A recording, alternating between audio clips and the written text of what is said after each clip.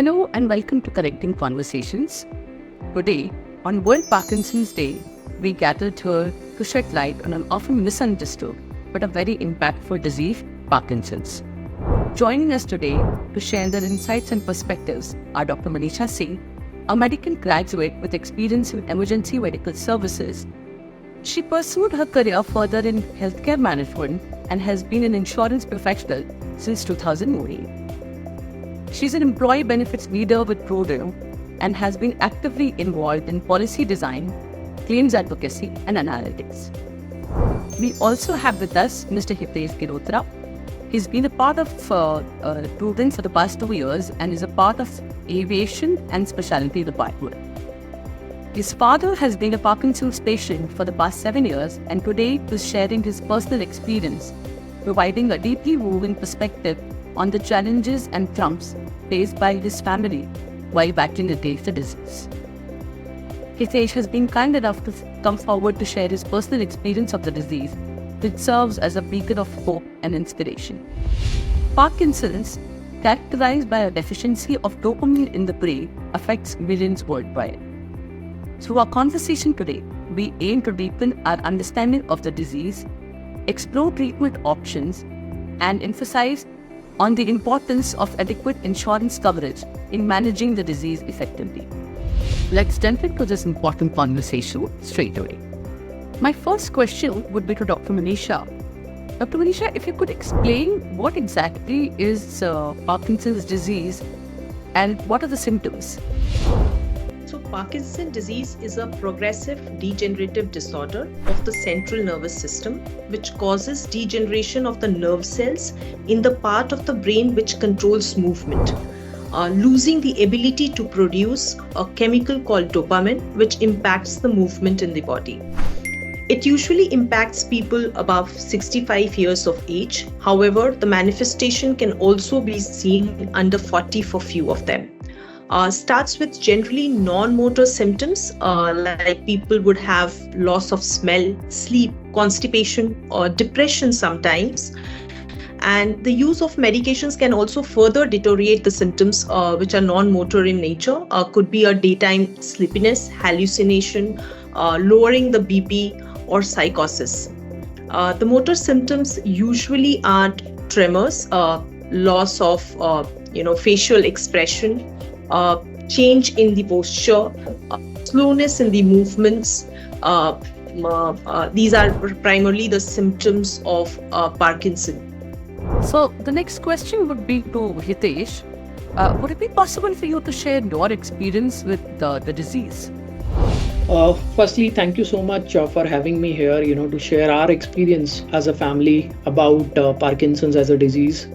The first time we got to know about Parkinson's was back in 2017 when my father was clinically diagnosed with Parkinson's. For him, it started on the left-hand side wherein he used to have pain in certain parts of his left side of the body, followed by tremors on the right hand, followed by some stiffness.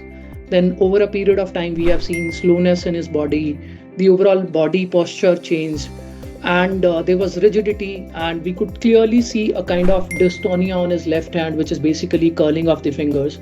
So these are the primarily symptoms that we have seen in him. He was diagnosed at the age of 54 back in 2017, and since then he has been on medication. And to tell you about his medical history, prior to 2017, he had no medical history. He has been an avid volleyball player for last 45 years, have been able to manage his business even today. And unfortunately, the disease has progressed so badly that we had to look for options beyond just the medicine. So the next question is to Dr. Manisha. Dr. Manisha, if you can tell us what are the different treatment options available? Is there a cure possible for the disease? And how do you recognize that the patient has Parkinson's? So Punita, usually it is clinically diagnosed by the neuro department in any hospital. As such, you have to follow the treatment, the symptoms and the progression of the disease. It could start with mild tremors on one side with little disability, could go into both sides, causing movement problems, posture, and walking is affected. The third stage of the disease would be, slower movements. Balance could be a problem. Carrying out day-to-day activities may become a problem for the patient suffering from Parkinson. The fourth stage could be the significant, mobility gaps, and therefore use of walker could be something which the patient might be looking at for to carry his day-to-day activity. Last but not the least, the stage 5 of Parkinson arrests the person to the bed, and therefore needing wheelchair and nursing care to perform the daily routine. So the progression of the disease and monitoring of the progression actually leads to a complete diagnosis of the disease. Coming back to Hitesh, would it be possible for you to tell us how the progression happened in case of your father? And how did you find out that your father has Parkinson's? So in case of my father, back in 2017, as I told, it was starting on the left side, which moved to the right side with certain symptoms clearly visible, which was again clinically diagnosed by the neurologist. And eventually he was relying on medicines which made him work, basically do his basic cures. And the medicine that he used to have was a combination of levodopa and carbidopa, which helps with the movement in the body. You'll be surprised to know, back in 2017 it started with 1.5 tablet a day, which was split in half tablet every 6 hours, which moved from 1.5 tablet to as good as 3 tablet, 4 tablets a day. And recently, before we got to another solution, while we were handling the disease with the medicines, the consumption of the medicine was as high as 8 tablets a day, 2 tablets every 4 hours, to make him in that on phase, which is basically wherein he can perform his day-to-day activities on his own.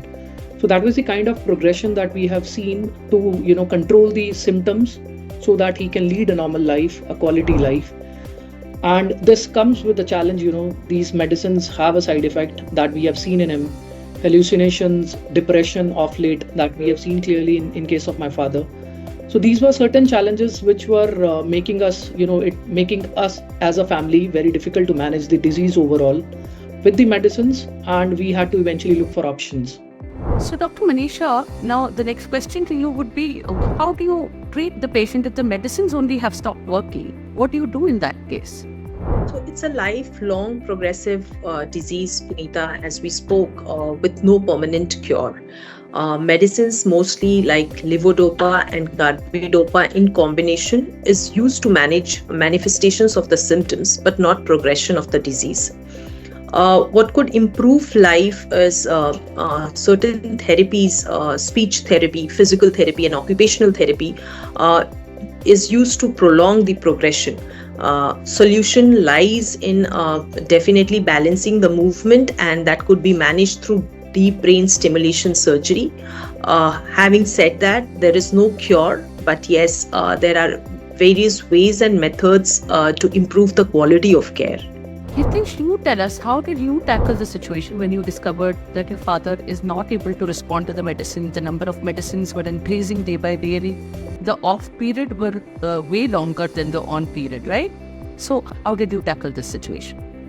I mean, for us, as a family, when we have seen the progression of disease very closely, seeing my father, going from somebody who is able to take care of his business, do his basic things, play volleyball regularly, and going from that stage to be somebody in last 2 months, particularly January and February, wherein he was even unable to drink a glass of water, take his medicine. He was getting so dependent upon us for his basic things, because the overall, the effect of medicines in his body, that both carbidopa and levodopa, has worsened, the kind of weared off, that we eventually started monitoring his on period, which is basically when he was able to do his basic things. And you would be surprised again to know that for a 16-hour awake period, which is basically from 6 a.m. in the morning to 10 in the night, his on period was roughly around 4.5 hours, and that too drastically changing from day to day. Some day he would be on his on period from as good as 10 hours to as low as 3 hours only. And this again further was impacting his sleep. There is one more symptom which popped up, which was basically the urine urgency, that every second hour that he's supposed to go for the urine break. And that is where the overall management of the disease became very difficult for us, with the medicines not impacting him. His on periods have seen a lot of fluctuations, and eventually we had to resort to other options, and deep brain stimulation surgery was something that we looked upon. We discussed with our doctor as well, and understanding that the medicine is not working, the overall symptoms are getting worsened, and he's almost bedridden. A person who has been all his life very athletic with no medical history, looking at him sitting in bed all day. There were times we used to see him crying in pain, because the overall body pains a lot if the effect of medicine wears off. So that is where we decided that eventually to give him a better quality of life and to have a better quality of life as a family together, because it impacts the whole family, we decided to go for a deep brain stimulation surgery. I'm sure it was a very tough situation for you, Hitesh, to see your loved one go through something and you get that feeling of helplessness, and it's very frustrating. I totally understand. So the next question to you, Dr. Manisha, is that what exactly is deep brain stimulation, and what all does it entail? So as I said, you're part of brain and nerves that gets impacted, which actually controls your movement. What happens in the surgery is the outcome that is expected out of the surgery is to ensure that the person is able to carry his day-to-day life functions properly, and primarily to restrict the movement inability that the person has. In the deep brain stimulation surgery, generally there are two electrodes which are placed on the part of the brain which controls movement, and the second end of the electrodes gets mapped to a pacemaker or a stimulator, which is actually placed in the chest under your collarbone. After the surgery is performed, the idea is that there are electric impulses that the stimulator generates, which goes to the brain and ensures that the movement, tremors, the stiffness, all these things are addressed for the patient, and the person is able to carry out his day-to-day activities. The surgery generally is performed after you can visually see the person's the medicines wearing off on the patient, and this is the only resort with which the person can have a quality life.